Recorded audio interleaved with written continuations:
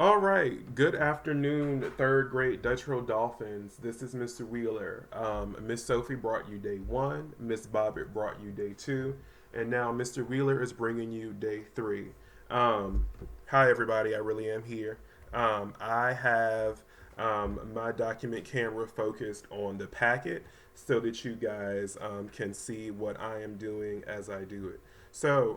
We have three learning objectives to look at today. We have ones for reading, we have ones for math, and we have some for science as well.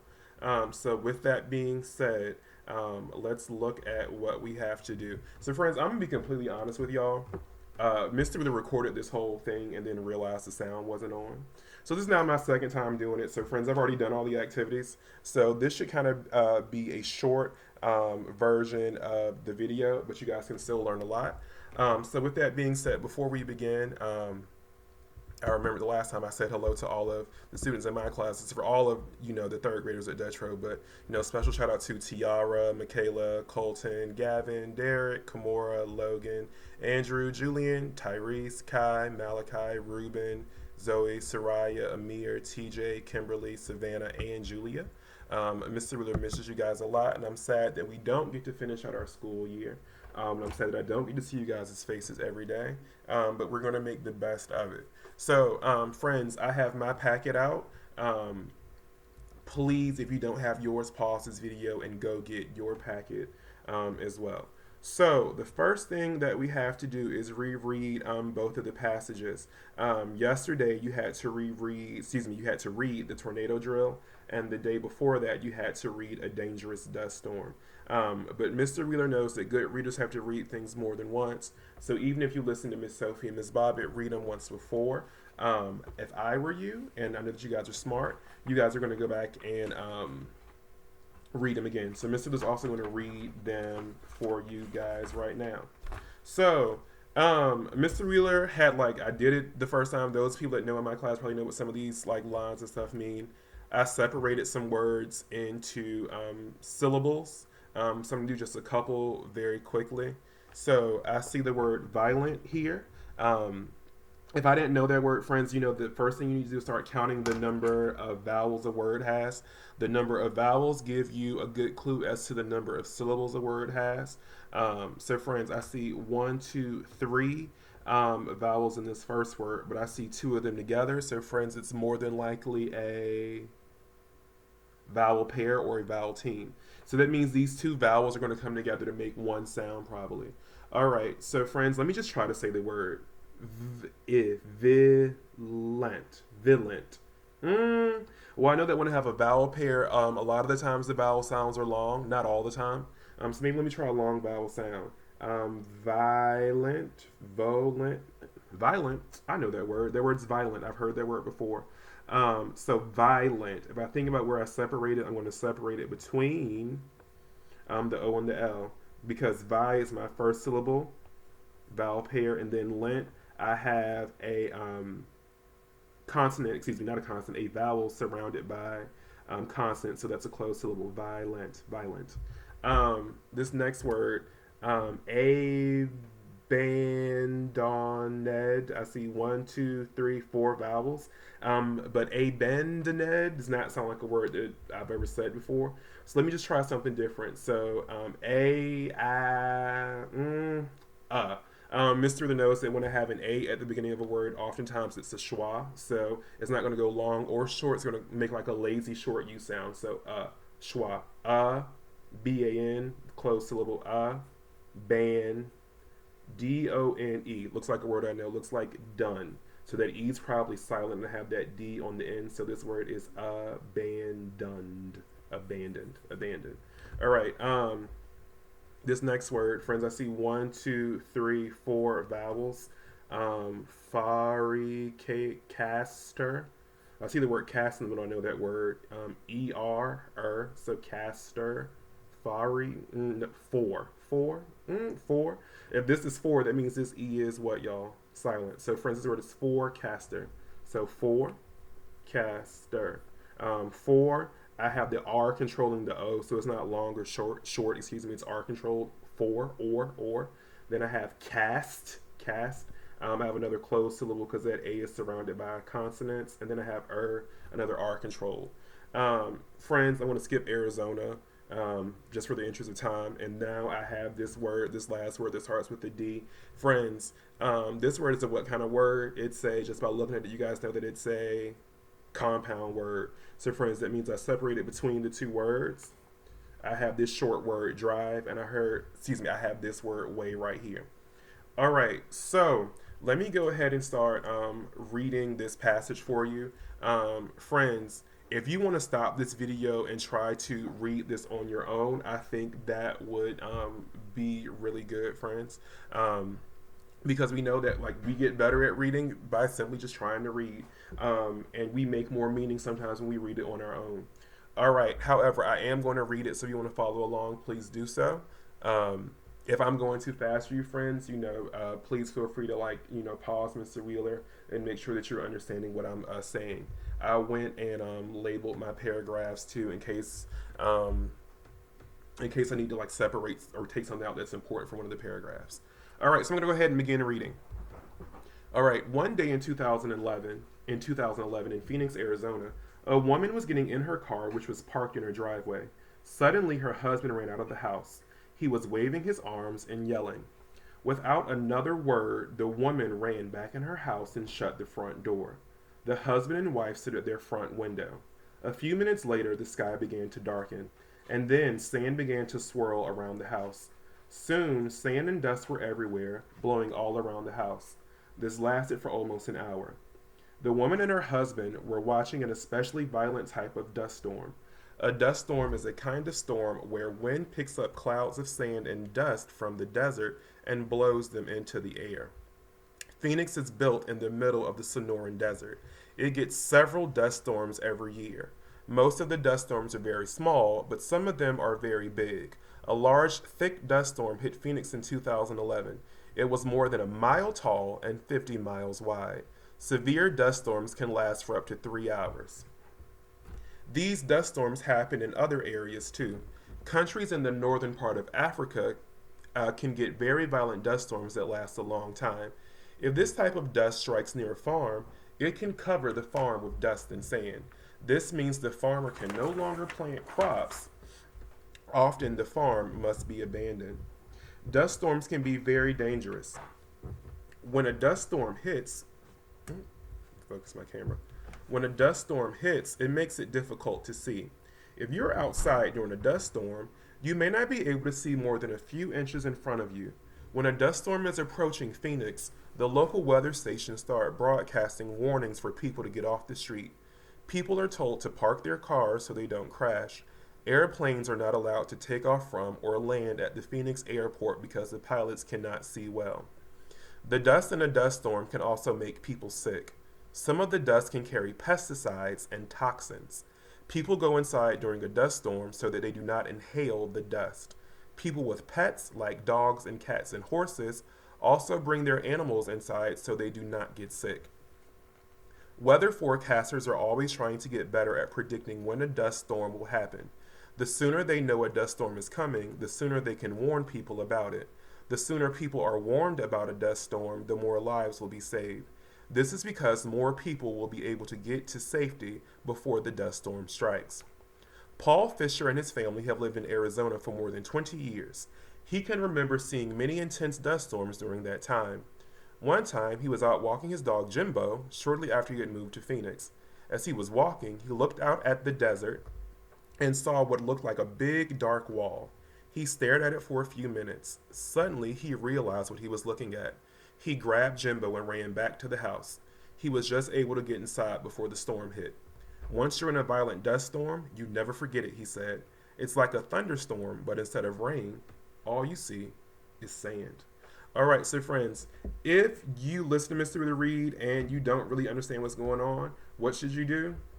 Go back and read it again, friends. Go back and listen to this video again and play it till it makes sense. Friends, you guys are smart. The more you listen to something, the more you are going to understand what it means. So this is our first passage. Now we have our second one. Friends, it's called the tornado drill. I had one word up here that I separated into syllables. Friends, this word is understood. Can anybody at home tell me what kind of syllable un is? It's closed because though I only have one vowel and one consonant, this consonant's kind of closing in this vowel at the beginning of a word. Then I have der, friends, because I have the consonant R coming after the vowel E. Der is R controlled. And then I have the word stood. Stood. I have two O's, so stood is a vowel pair. And friends, understood. Understood. Understood is also a compound word, which is a word made of two smaller words. All right. Let me go ahead and label these paragraphs. Guess I didn't do that the first time I recorded. Again, our passage is called the tornado drill. Friends, if you look at the picture in your packet, I'm not sure mine's focusing as well as I need it to.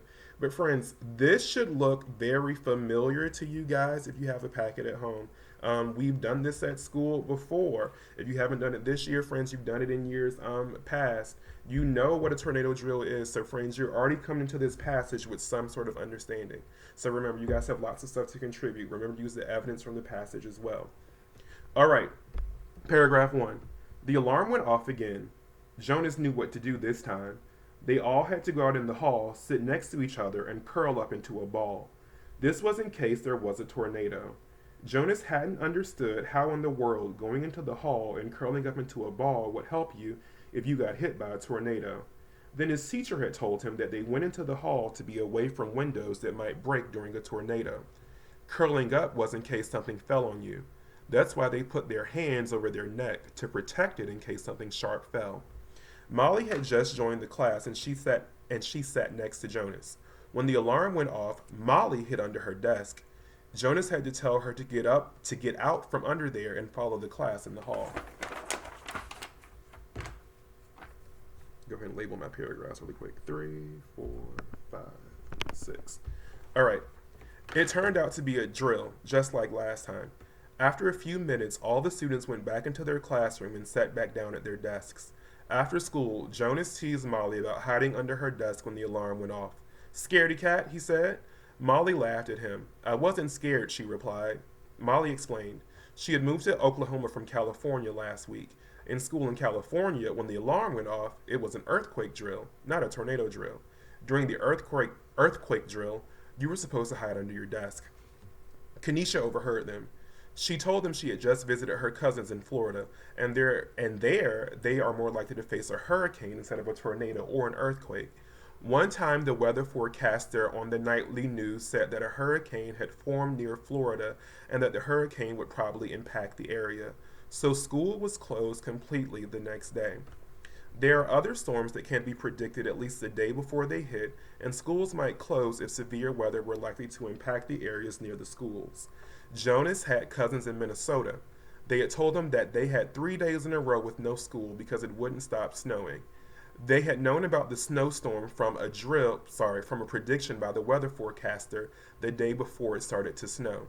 Any storm is scary, but I think earthquakes and tornadoes are the scariest, Molly said. The weather forecaster can probably tell you if a hurricane or snowstorm will come. With earthquakes and tornadoes, you never know. So friends, Miss Will has one question after reading this passage. The type of drill that you might have at your school depends upon, does anybody know? Where you live, friends. So friends, you think about what kind of drills we have around here. More than likely, friends, we have what kind of drills? Talk about it at home. Talk about it with your parents. Like we said, friends, we've practiced these kinds of drills at our school. All right, so you were supposed to answer questions 4, 5, and 6, friends. And I'm sorry, Mr. already did the questions because I already recorded it once before. So I'm just going to go over it very quickly and cover my answer really quick so you guys can just read the questions. So friends, number 4 says, compare what people do to stay safe during a dust storm with what people do to stay safe during a tornado. I'm just really get it together. All right, so I looked at the word compare, and then I wrote, what is the same? Friends, when you are comparing something, you are looking for what is the same. So, you can pause the video right here. And now Mr. was going to show you what he wrote. So, I wrote during a dust storm and a tornado because I'm looking for what's the same. You can stay safe by staying inside. So, friends, when you compare, you think about what's the same. All right, number 5 says contrast. So, friends, for contrast, it's different than compare because when you compare, you find what's the same. So, when you contrast, you find what is different. So, friends, same, different, compare, contrast. Same and different are antonyms, and compare and contrast, since they also mean different things, they're also antonyms. So, friends, you got to think about what's different. So, Mr. Wheeler wrote, during a tornado, you curl up in a ball and protect your neck. You don't do that during a dust storm.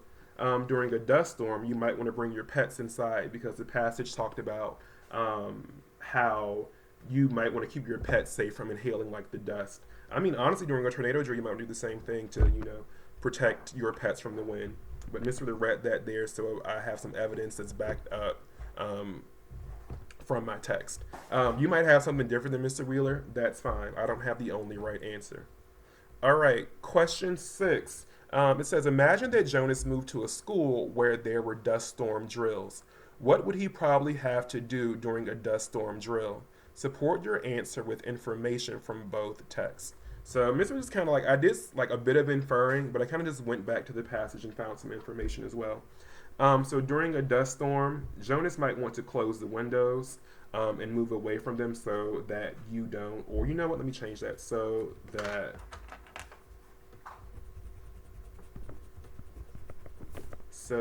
he doesn't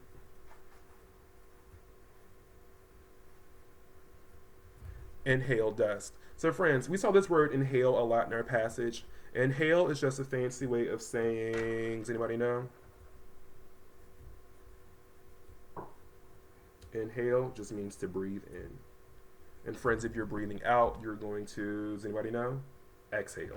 All right, so friends, that's our reading for today. You mastered today's learning target if you followed along and you did your best to read these passages, and if you went back and found evidence in the passage like Mr. Wheeler. Mr. Wheeler did, I promise you, when I recorded the video the first time, I went back and I had evidence and I went back in my passages, but I don't want to keep you guys too long. So friends, remember to always go back and read and read and read again so you can come up with good answers. One more time, these are my answers, they're not the only right answers. All right. So that's reading. Let me go back to the beginning of my packet.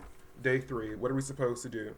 So friends, it says choose one of the math games in the packet to play with a partner. You got a brother or sister at home, or mom or dad's at home, or someone's at home with you, friends. Play a game with them from one of the using one of the games in the packet.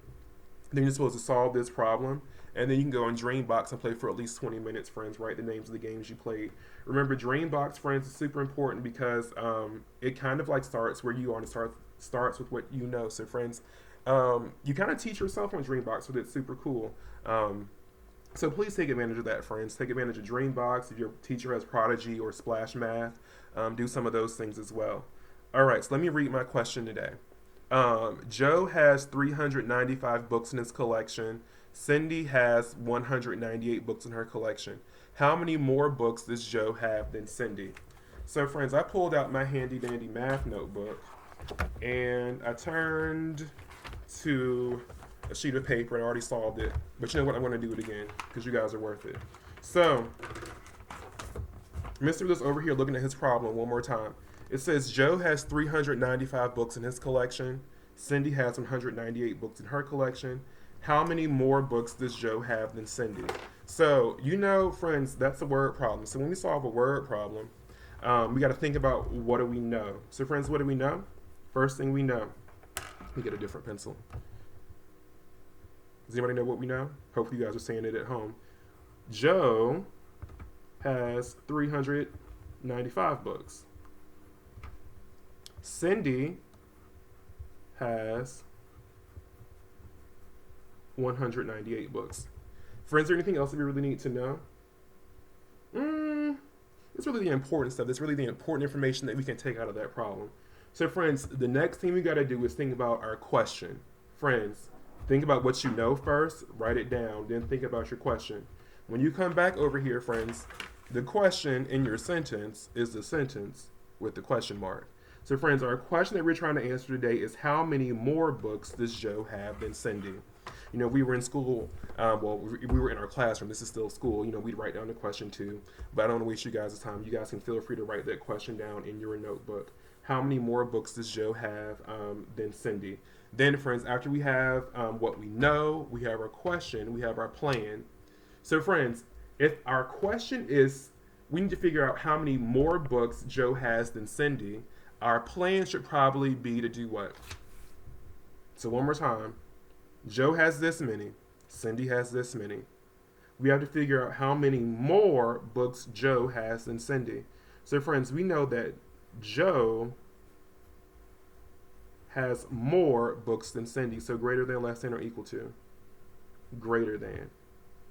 The amount of books Joe has is greater than the amount of books Cindy has. So, friends, what operation would we use to figure out how many more? Oftentimes, not always, but oftentimes when we hear how many more, friends, we're probably going to subtract. So Mr. was going to do some subtracting. What have I done wrong here, friends? I put my big number on top, friends. I can't take this number away from that number because I don't have enough. So remember, friends, the bigger number always goes on top when you subtract. In addition, it doesn't really matter. But in subtraction, it definitely matters. So friends, remember this top number is your minuend.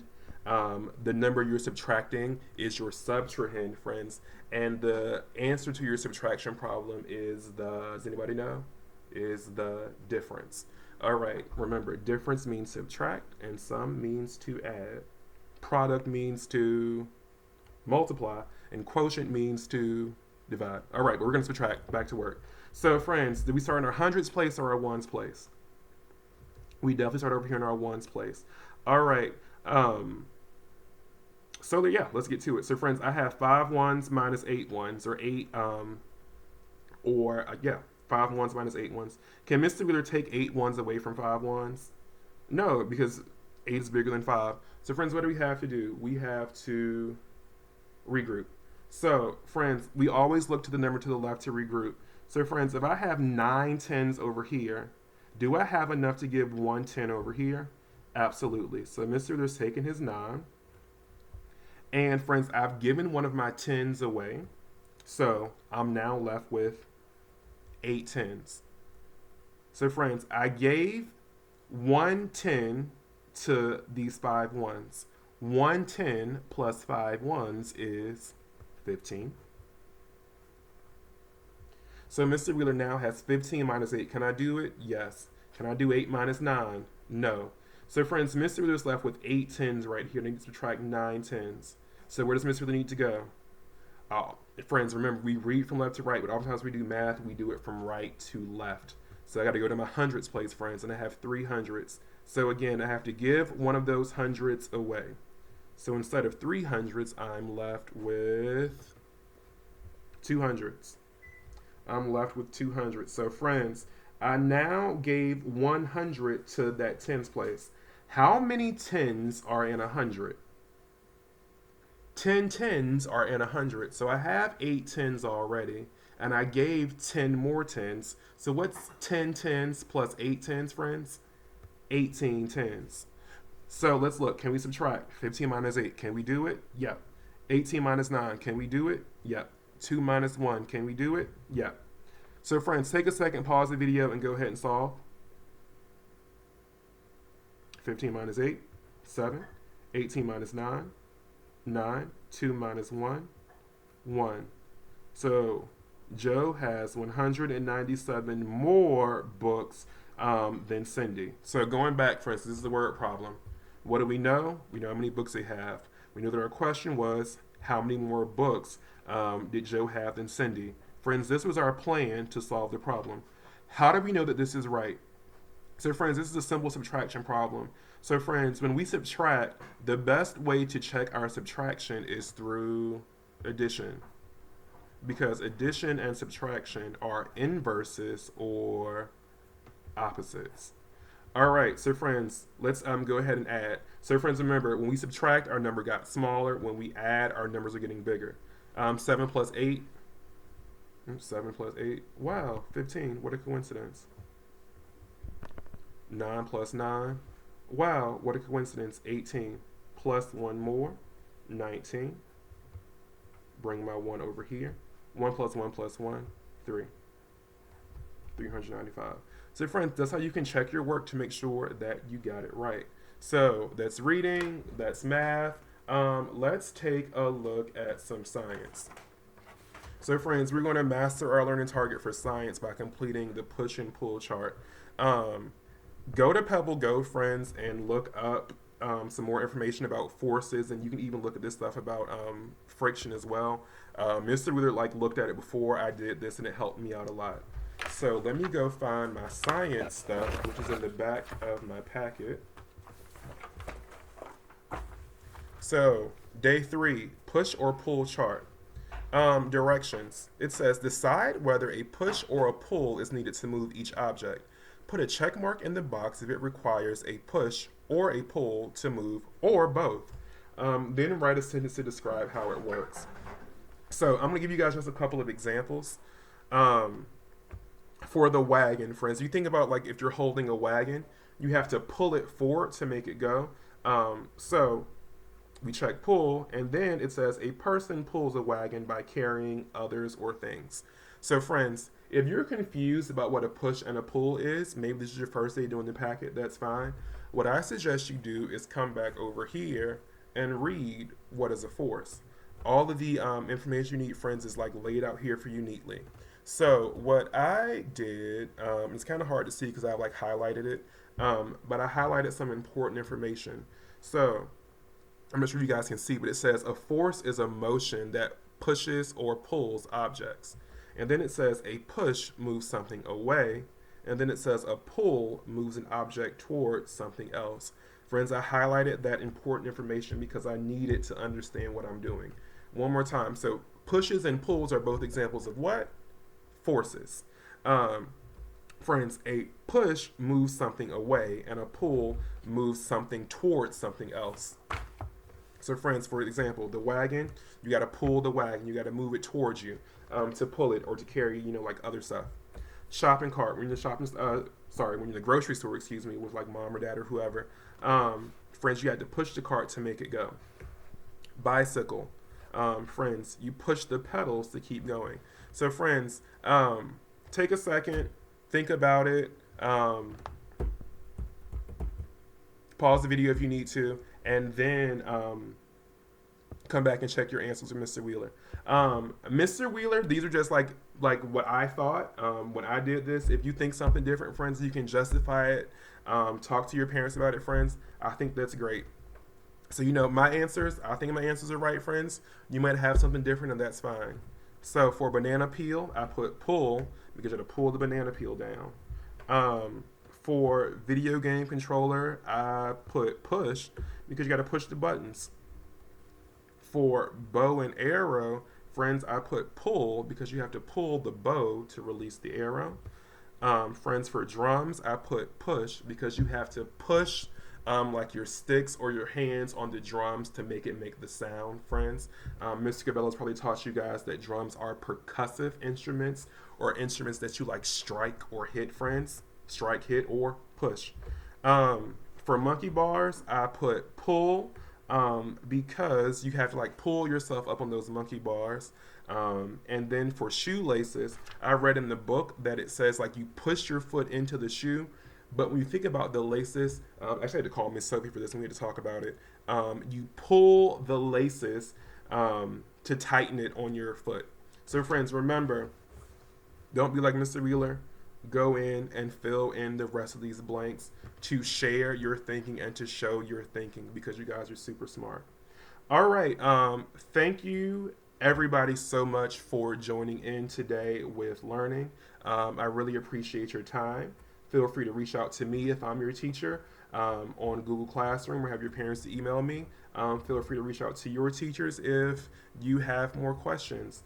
Thank you, everybody, so much for taking learning at home seriously, and I hope to see you guys soon. Bye.